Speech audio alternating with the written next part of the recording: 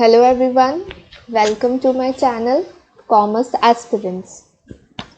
आपण ज्या टॉपिकवर डिस्कस करणार आहे ते आहे job opportunities. MH-SET exam qualify झाल्यानंतर आपल्याकडे जॉब अपॉर्च्युनिटीज काय काय आहेत, आपल्याकडे जॉब संधी कोणकोणती आहे हे आपण पाहणार आहोत. व्हिडिओ स्टार्ट करण्याआधी एक छोटीशी माहिती त्यांच्यासाठी जे हे चॅनलवर नवीन आहे. हा जो चॅनल आहे कॉमर्स ॲस्पिरंट, हा कॉमर्स स्टुडंटसाठी आहे जे नेट अँड सेट एक्झाम्सचे प्रिपरेशन करत आहेत. कॉमर्सचा कोर्स स्टार्ट झाला आहे 3 लँग्वेजेसमध्ये, इंग्लिश, हिंदी, मराठी. जर तुम्ही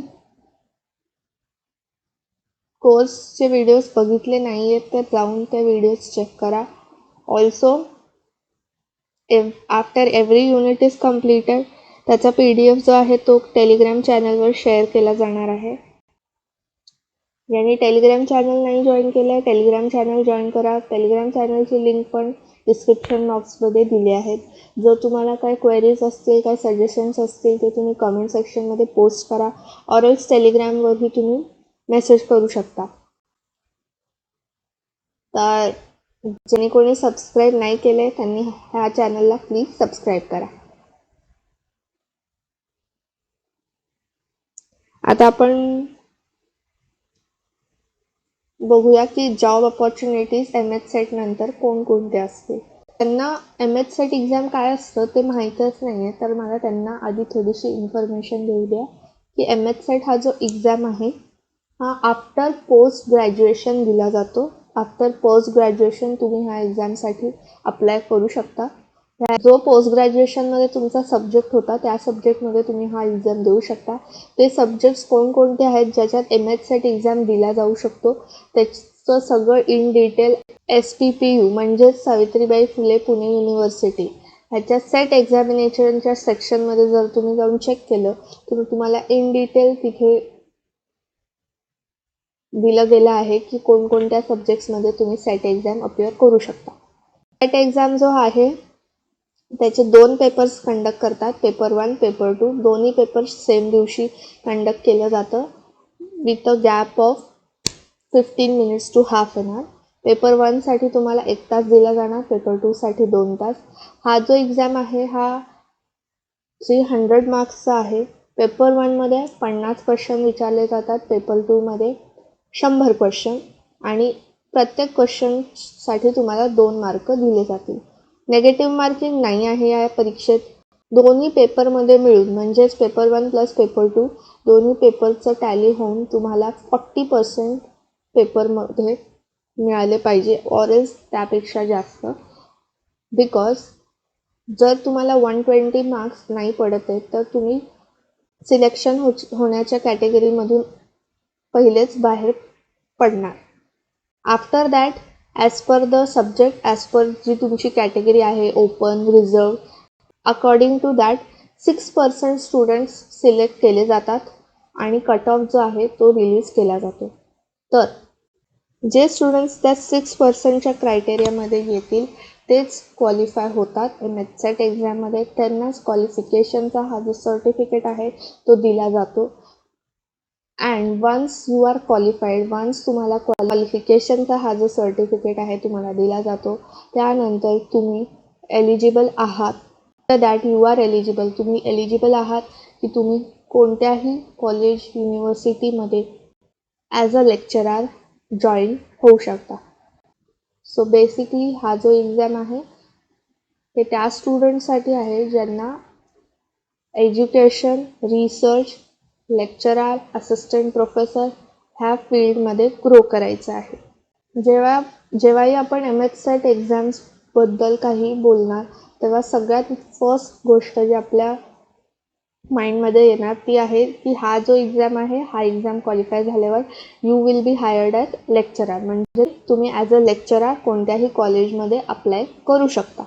तर आता लेक्चररमध्ये पण तुम्हाला वेगवेगळ्या ऑपॉर्च्युनिटीज आहेत. ॲज अ लेक्चरर तुम्ही प्रायव्हेट कॉलेजमध्ये जॉईन करू शकता, गव्हर्मेंट कॉलेजमध्ये पण तुम्हाला ऑपॉर्च्युनिटी आहे जॉईन करण्यासाठी. अँड तुम्ही स्वतःचे क्लासेस ऑनलाईन ऑफलाईन स्टार्ट करू शकता. आता प्रायव्हेट कॉलेजचं काय बेनिफिट आहे, जेव्हाही तुम्ही प्रायव्हेट कॉलेजमध्ये अप्लाय करणार, डिपेंडिंग की तुमच्या एरियामध्ये कोणता प्रायव्हेट कॉलेज जो आहे तो खूप फेमस आहे, खूप पॉप्युलर आहे, नंबर ऑफ स्टुडंट्स कोणत्या कॉलेजमध्ये जास्त आहेत, हे सगळं डिपेंड करतं. काही प्रायव्हेट कॉलेजेस स्मॉल लेवलवरती असतील, छोट्या लेवलवर असतील, काही प्रायव्हेट कॉलेजेस जे आहेत ते मोठ्या लेवलवर असतील. तर सपोज जर तुम्ही एका मोठ्या लेवलच्या कॉलेजमध्ये जॉईन केलं, प्रायव्हेट कॉलेजमध्ये जर जॉईन केलं, तर तुम्हाला अराउंड 30,000 to 35,000 पर्यंत सॅलरी मिळणार. But at the same time जर तुम्ही स्मॉल लेवलच्या प्रायव्हेट कॉलेजमध्ये जॉईन केलं आफ्टर क्वालिफाईंग MH एक्झाम, तर तुम्हाला 15, 20, 25 पर्यंत पण सॅलरी ऑफर होऊ शकते. सो हे जे सॅलरीचं क्रायटेरिया आहे हे टोटली डिपेंड करणार तुम्ही कोणत्या एरियामध्ये राहतात, तुमच्या एरियामध्ये कॉलेजेस आहेत, किती फेमस आहेत, अँड ऑल्सो तुमचा सब्जेक्ट कोणता आहे. तुम्ही ज्या सब्जेक्टमध्ये सेट हा एक्झाम जो आहे तो क्वालिफाय केला आहे, तुमचा तो सब्जेक्ट कोणता आहे, त्या सब्जेक्टचं डिमांड किती आहे मार्केटमध्ये. फॉर एक्झाम्पल आता आपण जर बघितलं तर जो कॉमर्सचा सब्जेक्ट आहे तो खूप डिमांडमध्ये आहे. Engineering, political science, economics, management, language subject हे जास्त करून डिमांडमध्ये असतात. जरी तुम्ही एका इंजिनिअरिंग कॉलेजमध्येही गेले आणि तुमचा सब्जेक्ट लँग्वेज आहे, तरीही तुम्हाला तिकडे पण एक चांगली अपॉर्च्युनिटी मिळेल ॲज अ लेक्चरर जॉईन होण्यासाठी. कारण because in that college also language हा सब्जेक्ट एक मॅन्डेटरी असतोच. जरी स्टुडंट्स इंजिनिअरिंग कॉलेजमध्ये आहेत, बट त्यांनाही एक लँग्वेज सब्जेक्ट कंपल्सरी असतोच. सो तिथेही लँग्वेज सब्जेक्टचे जे MH क्वालिफाईड स्टुडंट्स आहेत त्यांना त्या कॉलेजमध्ये पण चांगली संधी मिळू शकते. हे डिपेंड करणार की तुमचा सब्जेक्ट कोणता आहे आणि तुम्ही ज्या कॉलेजमध्ये अप्लाय केलं आहे त्या कॉलेजची रीच किती आहे. रीच म्हणजे की त्या कॉलेजची स्टुडंट्सची स्ट्रेंथ किती आहे. ऑल्सो सेकंड तुम्ही ट्राय करू शकता गव्हर्नमेंट कॉलेजमध्ये. गव्हर्नमेंट कॉलेजमध्ये जेव्हा तुम्ही ट्राय करणार, तिथे पण हा सेम जो क्रायटेरिया आहे प्रायव्हेट कॉलेजचा तोच फॉलो केला जाणार. सॅलरी स्केल जे आहेत ते पण ऑलमोस्ट सेम राहणार. बट गव्हर्नमेंट कॉलेजमध्ये पुढे जाऊन 2 वर्षात, 3 वर्षात आणि जसं तुम्ही तुमचा जो एज्युकेशन आहे तो पण ग्रो करणार. एज्युकेशन ग्रो करणार म्हणजेच काय, तुम्ही रिसर्चमध्ये ॲडमिशन घेणार, दॅट इज फॉर PhD. जर तुमची PhD लवकर कंप्लीट झाली तर गव्हर्नमेंट कॉलेजमध्ये तुम्हाला प्रमोशनचे चान्सेस खूप हाय असतात. आणि गव्हर्नमेंट कॉलेजमध्ये इनिशियल स्टेजमध्ये तुम्हाला सॅलरी जास्त नाही मिळणार. बट लेटर जसं तुम्ही PhD कंप्लीट करत जाणार, जसं तुमचं एक्सपिरियन्स इन्क्रीज होत जाणार, तसं तुम्हाला जे बेनिफिट्स आहेत ते जास्त मिळतील. अँड ऑल्सो तुमची सॅलरीचा जो पे स्केल असतो तो पण इन्क्रीज होणार compared to private college. Private कॉलेजमध्ये इन्क्रीज लवकर होत नाही, whereas गव्हर्नमेंट कॉलेजमध्ये इन्क्रीज लवकर होणार. अँड ऑल्सो जर तुम्ही PhD कंप्लीट केलं तर. नेक्स्ट आहे क्लासेस आणि ऑनलाईन. आता सध्या जेव्हापासून पॅन्डेमिक स्टार्ट झालं आहे, मॅक्झिमम क्लासेस ऑनलाईन सुरू झाले आहेत.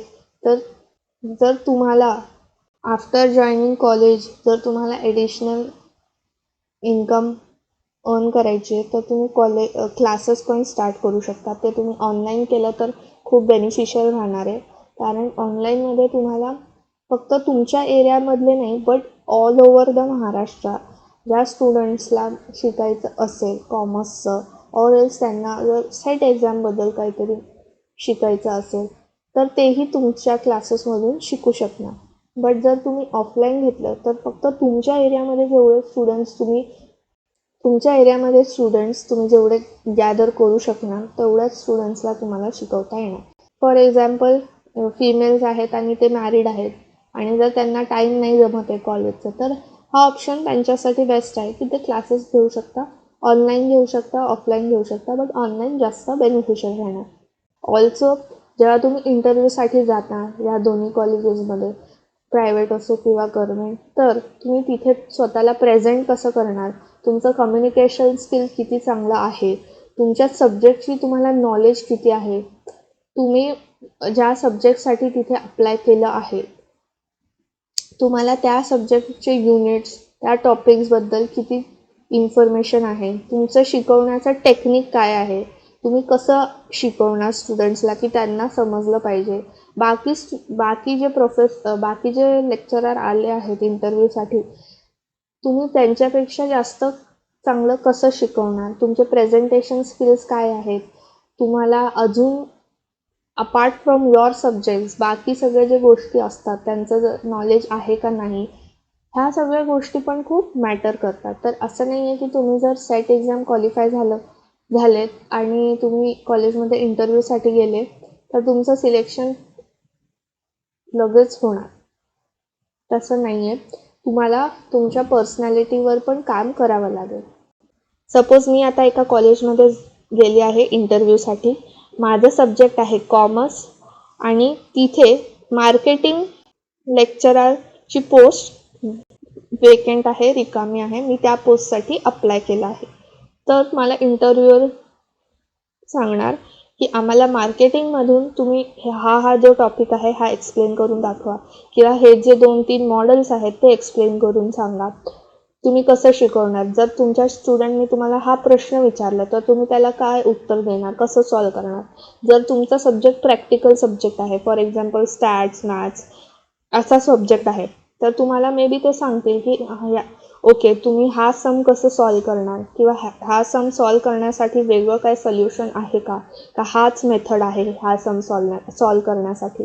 अकाउंट्सचा सब्जेक्ट असेल तर तुम्हाला मे बी ते सांगतील एक्सप्लेन करून सांगा. तर तेव्हा तुम्हाला कसं एक्सप्लेन करता येत आहे म्हणून जेव्हाही आपण इंटरव्ह्यूला जाणार तेव्हा तुम्हाला तुमच्या सब्जेक्टचं थरो नॉलेज पाहिजेच पाहिजे. आता बरेचसे स्टुडंट्स असे विचार करून चालतात की हां सेट एक्झाम क्वालिफाय झालं, आम्ही आमच्या नियर बाय एरियामध्ये जाणार इंटरव्ह्यूसाठी, ते फक्त तुमचं जे CV आहे ते बघणार, तुमचं सर्टिफिकेट बघणार आणि तुम्हाला अपॉइंट करणार. तर असं नाही आहे, असं कोणत्याही कॉलेजमध्ये नाही करणार. आता आपल्याला सगळ्यांना माहीत आहे की रिझल्ट 2 ते 3 दिवसात डिक्लेअर होणारच आहे. बट तुम्ही रिझल्टची वाट पाहण्यापेक्षा तुम्हाला काय करायचं आहे, तुमचा जो सब्जेक्ट आहे त्याचे जर बुक्स असतील तुमच्याकडे बुक्स रेफर करा, ऑरेल्स तुम्ही ऑनलाईन पण रेफर करू शकता आणि त्याचं थोडंसं प्रॅक्टिस स्टार्ट करा एक्सप्लेन करण्यासाठी. तुम्ही इमॅजिन करा की तुमच्यासमोर एक 10-15 किंवा एक 50-100 स्टुडंट्स आहेत, तुम्ही हा जो एक टॉपिक आहे त्यांना एक्सप्लेन करतायत, कोणताही एक मॉडेल एक्सप्लेन करतायत. सपोज जर कॉमर्समध्ये पोर्टर्स डायमंड मॉडेल आहे किंवा पोर्टर्स 5 फोर्स मॉडेल आहे, हा तुम्हाला एक्सप्लेन करायचा आहे स्टुडंट्सला, तुम्ही कसं करणार, तुम्ही काय एक्झाम्पल्स देणार की त्यांना ते लक्षात राहिलं पाहिजे. तर ही जी प्रॅक्टिस आहे ही तुम्ही आत्ताच सुरू करा. तर जेव्हा रिझल्ट लागेल 2-3 दिवशीच तुम्ही जर तुमच्या नियर बाय एरियामध्ये ऑपॉर्च्युनिटीज आहे, वेकन्सी आहे कॉलेजमध्ये, तुम्ही जाणार अप्लाय करणार, सो तुम्हाला तेव्हा तिथे परफॉर्म करता आलं पाहिजे. So this is very necessary. अजून एक गोष्ट जी नेसेसरी आहे ती आहे तुमचे जे रिसर्च पेपर्स आहेत. कारण काय आता स्टुडंट्सला वाटतंय की जर त्यांनी सेट एक्झाम क्वालिफाय केलं आणि सपोज त्यांना कोणत्याही कॉलेजमध्ये जॉब मिळाली, पण काय होणार 1-2 वर्षानंतर तुमची ग्रोथ नाही होणार किंवा तुम्हाला प्रमोशन लवकर नाही मिळणार. काही कॉलेजेसमध्ये तर प्रमोशन देणार पण नाही, करणार पण नाही तुमचं प्रमोशन. का? कारण फक्त सेट हा जो क्वालिफिकेशन आहे ह्याच्या बेसिसवर तुमचं प्रमोशन नाही होणार. तर फक्त सेट करून तुम्हाला जॉब मिळणार पण तुमचं प्रमोशन नाही होणार. तर सेट नंतर आपण काय करू शकतो, आपण PhD करू शकतो. PhD मध्ये तुम्हाला ॲटलिस्ट 3 वर्ष लागतात मिनिमम, 2 to 3 years तुमचं PhD कम्प्लीट होण्यासाठी. काही जणांना 5 ते 7 वर्ष पण लागू शकतात. बट आता काही स्टुडंट्सचा असं पण इश्यू आहे की PhD मध्ये ॲडमिशन घेण्यासाठी फीज खूप असते. जर तुम्हाला एका चांगल्या कॉलेजमधून करायचं आहे, ऑब्व्हियसली फीज खूप जास्त असणार आहे. तर आणि जर तुम्ही एका चांगल्या रेप्युटेड कॉलेजमधून PhD नाही केलं तर तुम्हाला रिसर्च पेपर्स आणि नंतर जाऊन पब्लिकेशनमध्ये थोडे इश्यूज येतील. तर जर तुम्हाला चांगल्या कॉलेजमधून PhD करायची आहे म्हणजे तुम्हाला फीज पण तेवढी नाही भरायची आहे, तर त्यासाठी बेस्ट ऑप्शन काय असणार आहे ते आहे नेट. नेटची परीक्षा जे स्टुडंट्स देतात आणि ज्यांचं JRF होतो त्यांना PhD ॲडमिशनसाठी एकही पैसा द्यावा लागत नाही, कारण त्यांना स्कॉलरशिप मिळते. स्कॉलरशिप म्हणजेच काय असतं ते JRFलाच स्कॉलरशिप म्हणतात, ज्युनियर रिसर्च फेलोशिप. तर मला तेच सांगायचं, जर तुम्ही सेट एक्झाम देऊन असं विचार करतायत की आता दिस इज द एंड, आता जॉब लागल्यानंतर परत पुढे तुम्हाला काहीच नाही करावं लागेल, तर हे खूप रॉंग थिंकिंग आहे. कारण तुम्ही ज्या फील्डला चूज केलं आहे दॅट इज असिस्टंट प्रोफेसर, तर ह्या फील्डमध्ये तुम्हाला कंटिन्यूस अपडेटेड राहावं लागेल. तुम्हाला तुमची जी स्टडीज आहे ती पण कंटिन्यू ठेवावीच लागेल. सपोज आता 1 वर्षासाठी तुम्ही काहीच नाही केलं, but may be second year तुम्हाला PhDची तयारी करावीच लागेल. कधी ना कधी तुम्हाला करावीच लागेल PhDची तयारी. हा जो पॉईंट आहे PhDचा, हा तुमच्या डोक्यामध्ये फिट करा की तुम्हाला रिसर्च पेपरवर काम करावंच लागेल, तुम्हाला PhD पण करावीच लागेल. आता जे नेट JRF काय असतं, तर काही स्टुडंट्सला नेट JRF माहीत नाही आहे काय आहे. JRFसाठी आपण कसं अप्लाय करायचं, नेटसाठी कसं अप्लाय करायचं, त्याच्यासाठी अभ्यास कसं करायचा आहे, आपण जॉब करता करता पण ते देऊ शकतो का, तर येस, तुम्ही जॉब करता करता पण नेट आणि JRF देऊ शकता. त्या एक्झाममध्ये तुम्ही क्वालिफाय पण होऊ शकता. पण नेट आणि JRF बद्दल जे काही माहिती असेल ते मी तुम्हाला नेक्स्ट व्हिडिओमध्ये सांगणार. जेव्हा मी नेट JRF क्वालिफाय झाल्यानंतर काय जॉब ऑपॉर्च्युनिटीज असतात, त्या व्हिडिओमध्ये मी तुम्हाला इन डिटेल नेट काय असतं, JRF काय असतं ते सगळं सांगणार. ठीक आहे, तर हा आहे फर्स्ट ऑप्शन स्टुडंटसाठी की ते सेट क्वालिफाय झाल्यानंतर प्रायव्हेट कॉलेजमध्ये, गव्हर्नमेंट कॉलेजमध्ये फॉर लेक्चरर अप्लाय करू शकता. प्लस ते क्लासेस घेऊ शकता ऑनलाईन किंवा offline, but online is a better option. Second opportunity काय आहे?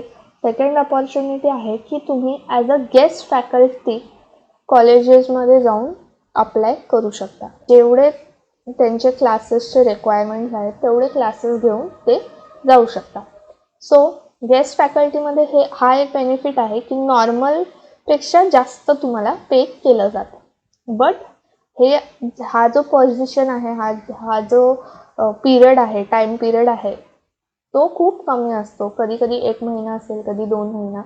तर जे स्टुडंट्स आहेत ज्यांना PhD करायची आहे, ठीक आहे, म्हणजे त्यांना आत्ता फुल टाईम जॉब नाही करायचं आहे, त्यांना पुढच्या स्टडीजवर फोकस करायचा आहे, त्यांना रिसर्च PhD या सगळ्या गोष्टींमध्ये इंटरेस्ट आहे, बट त्यांना पार्ट टाईम काहीतरी जॉब करायचे आहे, तर त्यांच्यासाठी ही खूप चांगली अपॉर्च्युनिटी आहे गेस्ट फॅकल्टी.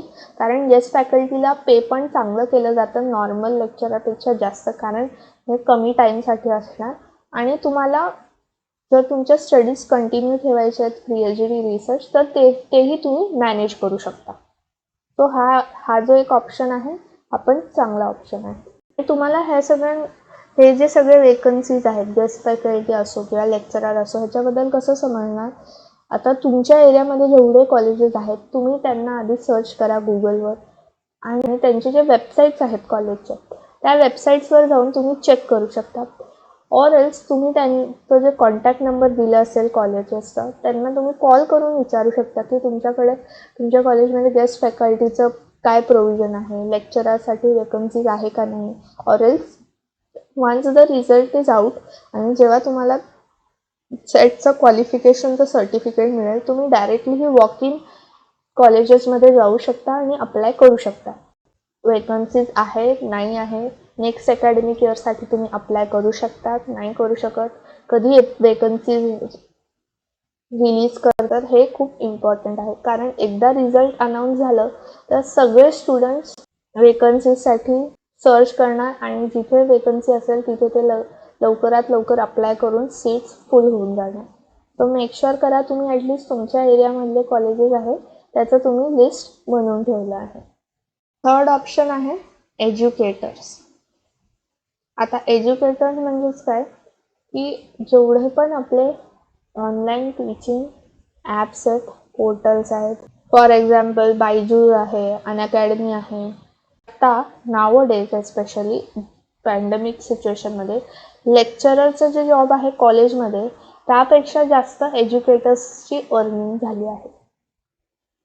सो ही जी अपॉर्च्युनिटी आहे ॲट प्रेझेंट करंट सिनारिओमध्ये जर तुम्ही बघितलं तर खूप चांगली अपॉर्च्युनिटी आहे. आणि हे ऑनलाईन एज्युकेटर्सचा जो ट्रेंड आहे तो ग्रोथ स्टेजमध्ये आहे ॲज ऑफ नाव. तर तुम्हाला जर वाटतं की तुम्ही ऑनलाईन घरी बसून चांगलं शिकवू शकता, सो हा जो ऑप्शन आहे एज्युकेटर्सचा हा पण खूप ट्रेंडमध्ये आहे. तुम्ही ह्याच्यासाठी पण डेफिनेटली ट्राय करू शकता. तर ज्यांना असं वाटतं की ते ऑनलाईन टीचिंग चांगलं करू शकतात, ऑनलाईन चांगलं शिकवू शकणार आणि त्यांना इंटरेस्ट आहे ऑनलाईन फील्डमध्ये, आणि असं नाही की तुम्हाला एज्युकेशनल ॲप्स जॉईन करायचे. तुम्ही आता यूट्यूबवर पण तुम्हाला जर कोणासोबत नाही करायचं, तुम्हाला स्वतः इंडिव्हिज्युअली तुमचं ग्रो करायचं आहे तर तुम्ही डायरेक्टली यूट्यूबवरही तुमचं चॅनल स्टार्ट करू शकतात. पण त्यात थोडंसं प्रॉब्लेम हे आहे की तुम्हाला लवकर ऑडियन्स नाही मिळणार. म्हणजे तुम्हाला तुमचं जे अर्निंग आहे जर तुम्ही यूट्यूबवर स्टार्ट केलं तर ते लवकर तुम्हाला मिळणार नाही. त्याच्यासाठी तुम्हाला थोडासा वेळ लागेल. सो जर तुम्हाला यूट्यूबवर स्टार्ट करायचं आहे शिकवणं तर तुम्ही ते पार्ट टाईम करू शकता. म्हणजे ऑलरेडी तुम्ही जर जॉब करत आहेत आणि तुम्हाला वीकेंड वगैरेमध्ये जर टाईम असतं तर तुम्ही ते यूट्यूबवर शिकवू शकता. कारण यूट्यूबवर तुम्हाला पैसे मिळण्यासाठी खूप वेळ लागतं. बट जर तुम्ही डायरेक्टली अनअकॅडमी, बायजू वगैरे असे जे ॲप्स आहेत त्यांच्यासोबत जर तुम्ही त्यांना जॉईन केलं तर येस तुमची जी नॉर्मल जशी कॉलेजमध्ये तुम्हाला सॅलरी दिली जाणार तशीच तुम्हाला ते जे एज्युकेशनल ॲप आहेत तिथून सॅलरी रेग्युलरली मिळणार. सगळ्यांना उत्सुकता असते की सॅलरी काय मिळणार, किती मिळणार. तर एक जो रफ एस्टिमेशन आहे ते मी तुम्हाला सांगते की एक रफ एस्टिमेशन काय असणार सॅलरीचं.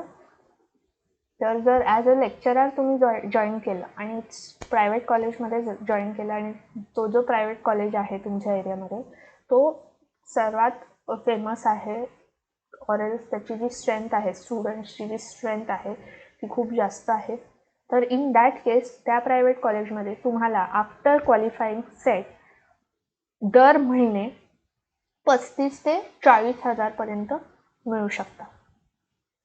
त्या कॉलेजमध्ये तुम्हाला दर महिने 35 ते 40,000 पर्यंत इनिशियली तुम्हाला दिलं जाणार. आणि फॉर एक्झाम्पल जर तुम्ही एका गव्हर्नमेंट कॉलेजमध्ये जॉईन केल्या, तो पण फेमस कॉलेज आहे आणि त्याची स्ट्रेंथ पण खूप जास्त आहे, तर त्या कॉलेजमध्ये तुम्हाला 40 to 45,000 दिलं जाणार आफ्टर सेट. आणि जसं मी आधी सांगितलं होतं हे डिपेंड करणार की तुमचं सब्जेक्ट कोणता आहे, तुम्ही कोणता सब्जेक्ट घेतला आहे आणि तुम्ही कोणत्या सब्जेक्टसाठी अप्लाय केला आहे. मी हा जो रेंज सांगते आहे हा जो रेंज आहे कॉमर्ससाठी आहे. तर आता तुम्ही थोडंसं अंदाज लावा तुमचा सब्जेक्ट किती पॉप्युलर आहे. म्हणजे आता तुमचं जर इकॉनॉमिक्स आहे, तुमचं पॉलिटिकल सायन्स आहे, मॅथमॅटिकल सायन्स आहे, हिस्ट्री आहे, तर त्याची पॉप्युलॅरिटी किती आहे, त्याची डिमांड किती आहे त्या सब्जेक्टची. तर अकॉर्डिंग दॅट तुम्ही थोडं पुढे मागे त्या सॅलरीचा एस्टिमेट काढू शकता. मी हे कॉमर्सचं सांगते कारण मी कॉमर्स फील्डमध्ये आहे, तर मला कॉमर्सचं जे माहिती आहे मी ते तुम्हाला सांगते. तर कॉमर्समध्ये जर प्रायव्हेट कॉलेजमध्ये गेला तुम्ही तर तुम्हाला 35 ते 40 पर्यंत दिलं जाणार इनिशियली. गव्हर्नमेंटमध्ये जर गेलं तर 40 to 45 दिलं जाणार इनिशियली. मॅनेजमेंटचं पण ऑलमोस्ट सेमच असेल, थोडंफार वर खाली असणार, बट ह्या रेंजमध्येच असेल मॅनेजमेंटचं जर तुम्ही अप्लाय करणार आहे. आणि जर तुम्ही एका छोट्या कॉलेजमध्ये गेले म्हणजे ज्याची पॉप्युलॅरिटी नाही आहे किंवा त्याची स्ट्रेंथ स्टुडंट्सची तेवढी नाही आहे आणि तो प्रायव्हेट असेल कॉलेज, तर तिथे तुम्हाला 20, 25 और मॅक्स 30 अबाव तुम्हाला छोटा जो प्रायव्हेट कॉलेज असेल तिथे नाही दिलं जाणार. मॅक्स 30 दिलं जाणार. मिनिमम त्यांचं 20, 22, 25 कितीही असू शकणार. आणि जर तुम्ही गव्हर्नमेंटमध्ये गेले तर गव्हर्नमेंटमध्ये 25 to 30पर्यंत मिळेल तुम्हाला. पण गव्हर्नमेंटचा हा एक फायदा आहे की तुम्ही जसं जसं तुम्हाला एक्सपिरियन्स तुमचं गेन होत जाणार, जसं तुमचा एक्सपिरियन्स इन्क्रीज होत जाणार, गव्हर्नमेंटमध्ये तुम्हाला प्रमोशनचे चान्सेस जास्त आहे. म्हणजे तुमचा जो बँड असतो, पे स्केल बँड, ग्रेड पे जे काय असतं ते तुमचं इन्क्रीज होण्याची शक्यता जी आहे गव्हर्नमेंटमध्ये जास्त आहे. प्रायव्हेटमध्ये काहीच सांगू नाही शकत, कधी 1 वर्षामध्ये पण केलं जाणार, 2 वर्षापर्यंत पण नाही केलं जाणार. सो प्रायव्हेटचं सांगता नाही येत, बट गव्हर्नमेंटचं स्लो आहे प्रोसेस, बट होतं. आणि गव्हर्नमेंटमध्ये जर तुम्ही जाताय तर मी तुम्हाला आधीच सांगितलं की तुम्हाला PhD तर करावंच लागेल. असं नाही आहे विदाऊट PhD तुम्हाला काही देणार आहे. ठीक आहे. सिमिलरली जर तुम्ही स्वतःचे जर क्लासेस घेताय ऑफलाईन तर तुम्हाला त्या क्लासेसमधून महिन्याचे 5-6 हजारच मिळतील. आणि जर तुम्ही ऑनलाईन घेताय तर मे बी तुम्हाला 15-20 मिळू शकता. तुम्ही ॲज अ गेस्ट फॅकल्टी जातायत तर 1 मंथचे तुम्हाला 40,000 पर्यंत पण दिले जातात.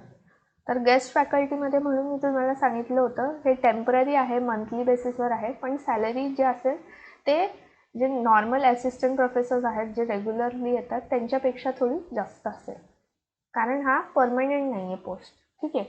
तो 40पर्यंत पण जातं पर मंथचं सॅलरी.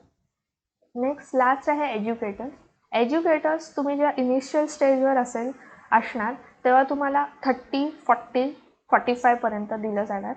जसं जसं तुमचा जो कनेक्शन आहे स्टुडंट्स सोबत इन्क्रीज होणार, तुम्ही जास्त स्टुडंट्स तुमच्या क्लासमध्ये आणणार, प्लस जर त्यासोबत तुमचा जो यूट्यूब चॅनल आहे त्याच्यावर पण तुम्हाला चांगलाच रिस्पॉन्स मिळतोय ऑडियन्सकडून.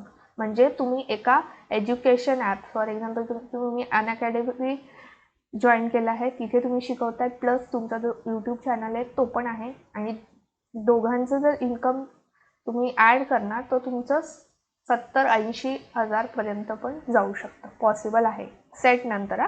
जर तुम्ही फक्त सेटसाठी कोणत्याही एज्युकेशनल ॲपला जॉईन केलं, बायजू म्हणा, अनअकॅडमी म्हणा, वॉटेवर बरेच असतील, ते जॉईन केलं आणि तुमचा स्वतःचा पण यूट्यूब चॅनल जो आहे तो चांगलाच डिमांडमध्ये आहे, म्हणजे त्याला चांगले व्ह्यूज वगैरे मिळत आहेत, स्टुडंट्सला सगळं समजतंय खरंच की तुम्ही जे शिकवतात, तर इन दॅट केस तुम्हाला 70,000 पर्यंत पण तुम्ही अर्न करू शकता. पण त्यामध्ये तुम्हाला तसं तुमची टीचिंग स्टाईल तुम्हाला तशी करावी लागेल की सगळे जे स्टुडंट आहेत ते मी तुमचे व्हिडिओज बघितले पाहिजे. ठीक आहे. तर ज्यांना घराच्या कम्फर्टमध्येच राहून काम करायचं आहे त्यांच्यासाठी हा ऑप्शन चांगला आहे. ज्यांना बाहेर थोडं कारण तुम्ही जर हे एज्युकेशन ॲप्स जॉईन केले तर इथे तुम्हाला PhD वगैरे पण असं काय मॅन्डेटरी नाहीच आहे. हे सगळं तुमच्या स्टुडंट्सचे जे स्ट्रेंथ आहे, म्हणजे तुम्ही किती स्टुडंट्स आणतायत त्याच्यावर डिपेंड करतं. तर इथे तुम्हाला PhDची गरज नाही. हां, बट तुम्ही जर कॉलेज जॉईन करतायत आणि जर तुम्हाला पुढे जाऊन बुक्स वगैरे पब्लिश करायचे तर तुम्हाला मग PhD करावंच लागेल. हा होता एस्टिमेटेड सॅलरीचा फिगर जो तुम्ही लेक्चरर, गेस्ट फॅकल्टी, एज्युकेटरच्या पोस्टला अप्लाय करून अर्न करू शकता. ऑल्सो नेक्स्ट जो व्हिडिओ असणार आहे त्यात मी जे नेट आणि JRF क्वालिफाय होतील स्टुडंट्स, त्याच्या आफ्टर क्वालिफाईंग नेट JRF काय अपॉर्च्युनिटीज आहेत ते तुम्हाला सांगणार आहे. आणि ट्रस्ट मी, नेट आणि JRFचे अपॉर्च्युनिटीज थोडे वाईड आहेत, म्हणजेच थोडे जास्त आहेत कम्पेअर्ड टू सेट. तर जरी तुम्ही नेटची परीक्षा नाही दिली तरी तुम्ही तो व्हिडिओ बघू शकता. And may be after that तो व्हिडिओ पाहिल्यानंतर तुम्हाला असं वाटेल की नाही, तुम्ही नेटसाठी पण ट्राय केलं पाहिजे. आणि ट्रस्ट मी, जरी तुम्ही जॉब करताय ऑर एल्स तुम्हाला असं वाटतं आता सेट एक्झाम क्वालिफाय झाल्यानंतर मी तर जॉब करणार आहे, मग मला नेटसाठी कुठे वेळ मिळणार, नाही मला वेळ तर नाही मिळणार, मग मला काय गरज आहे, नाही. बट स्टील मी सांगते की तुम्ही जॉब सोबत ही नेटची जी परीक्षा आहे ते देऊ शकता आणि तुम्ही क्वालिफाय पण होऊ शकता, कारण पोर्शन एक्झॅक्टली सेम आहे आणि ते तुमच्यासाठी खरंच खूप बेनिफिशियल पण राहणार आहे. सो एकदा तरी तुम्ही ट्राय केलं पाहिजे नेट एक्झाम देण्याचं. मग जर तुम्हाला वाटतंय की नाहीच होणार आहे तर ठीक आहे, तर तुमचा डिसिजन आहे. बट ॲटलिस्ट तुम्ही ट्राय केलं पाहिजे. जर तुम्ही टीचिंग ही जी फील्ड आहे ती चूज केली आहे तर इट इज मस्ट की तुम्ही ॲटलिस्ट वन्स नेटचा जो एक्झाम आहे तो दिला पाहिजे. तर सेट एक्झाम क्वालिफाय झाल्यानंतर तुम्ही कॉलेजेस प्रायव्हेट गव्हर्नमेंट तिथे अप्लाय करू शकता. विथ एज्युकेशन जर तुम्हाला करायचं आहे that is earn and learn, तर तुम्ही as a guest faculty join करू शकता. ऑर एल्स तुम्ही ॲज अन एज्युकेटर कोणत्याही एज्युकेशनल ॲपमध्ये अप्लाय करून जॉईन करू शकता. किंवा और तुम्हाला जर तुमचं स्वतःचं चॅनल ओपन करायचं आहे तेही तुम्ही करू शकता. बट त्यात तुम्हाला रेग्युलर सॅलरी असं काही मिळणार नाही आहे. मे बी 1 वर्षानंतर मिळेल, मे बी 1 महिन्यानंतर मिळेल. डिपेंड्स की तुम्हाला स्टुडंट्स किंवा तुमचे जे ऑडियन्स आहेत ते किती जास्त आहेत. तर टेलिग्राममध्ये मी पोल टाकलं होतं की रिसर्च पेपरबद्दल इन्फॉर्मेशन पाहिजे का जॉब अपॉर्च्युनिटीजबद्दल. तर मॅक्झिमम स्टुडंट्सला जॉब अपॉर्च्युनिटीजबद्दल इन्फॉर्मेशन पाहिजे होती. तो मी हा व्हिडिओ प्रिपेअर केला आहे. जर तुम्हाला असं वाटतंय की मी एखादी जॉब अपॉर्च्युनिटी त्यात इन्क्लूड नाही केली आहे तर तेही तुम्ही मला कमेंट सेक्शनमध्ये सांगू शकता. This was all for today's video. SET qualify केल्यानंतर जे ॲक्च्युली जॉब अपॉर्च्युनिटीज मार्केटमध्ये आहेत तेच मी तुम्हाला सांगितलं आहे. तर I hope this information was helpful. भेटूया आपण नेक्स्ट व्हिडिओमध्ये. ज्यांनी माझ्या चॅनलला सबस्क्राईब नाही केलं आहे सबस्क्राईब करा. हा व्हिडिओ आवडला असेल तर ह्या व्हिडिओला लाईक करा. तुमचे सजेशन्स असतील कमेंटमध्ये पोस्ट करा. टेलिग्राम चॅनल जॉईन करा. Till then take care. Bye. Have a nice day.